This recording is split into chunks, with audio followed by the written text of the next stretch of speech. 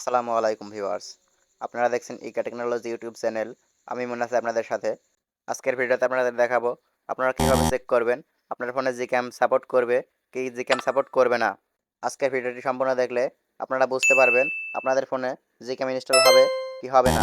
ভাই ভিডিওর শুরুতেই একটা কথা বলি, আপনার ফোনে যদি মিডিয়াটেকের প্রসেসর হয় তাহলে আপনি সারাদিন ইউটিউবে ঘাটাঘাটি করবেন যে কিভাবে জিক্যাম ইনস্টল করব, অমুক ফোনে কিভাবে জিক্যাম ইনস্টল করব।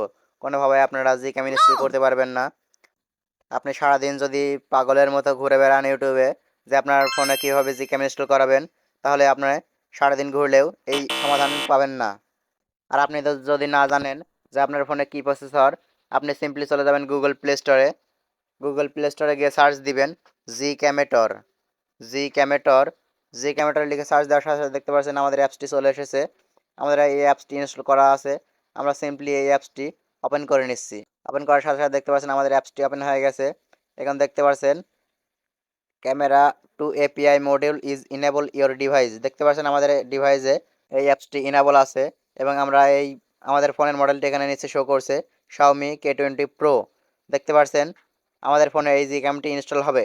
আর আপনাদের ফোনে যাদের মিডিয়াটেকের প্রসেসর লাগানো আছে তাদের ফোনে এখানে দেখতে পাচ্ছেন আমাদের ইনেবল আছে এবং তাদের ফোনে এটা ডিসেবল থাকবে। আমরা যদি জি ক্যাম ইনস্টল করতে চাই তাহলে সিম্পলি যে তীর আইকন দেখতে পাচ্ছেন, সিম্পলি এই তীর আইকনে ক্লিক করে দিচ্ছি। ক্লিক করে দেওয়ার সাথে সাথে দেখতে পাচ্ছেন আমাদের জিক্যাম 8.1 যে ভার্সন আছে সেই ভার্সন আমাদের ডাউনলোড হবে। আমরা যদি ডাউনলোড করতে চাই তাহলে দেখতে পাচ্ছেন এখানে স্টার্ট ডাউনলোড লেখা আছে।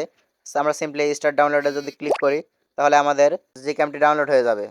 এভাবে আপনারা দেখতে পারবেন এবং বুঝতে পারবেন যে আপনার ফোনে জিক্যাম সাপোর্ট করবে কি না। আপনারা যতই দৌড়াদৌড়ি করেন কোনো ভিডিও দেখেই লাভ হবে না যদি আপনারা এই পদ্ধতি ফলো না করেন। তো আজকের মতো ভিডিও এখানে শেষ করছি। ভিডিও ভালো লাগলে লাইক কমেন্ট শেয়ার সাবস্ক্রাইব করে পাশে থাকবেন। দেখা হবে পরবর্তী অন্য কোনো ভিডিওতে। আজকের মতো এখানে বিদায় নিচ্ছি। আল্লাহ হাফেজ।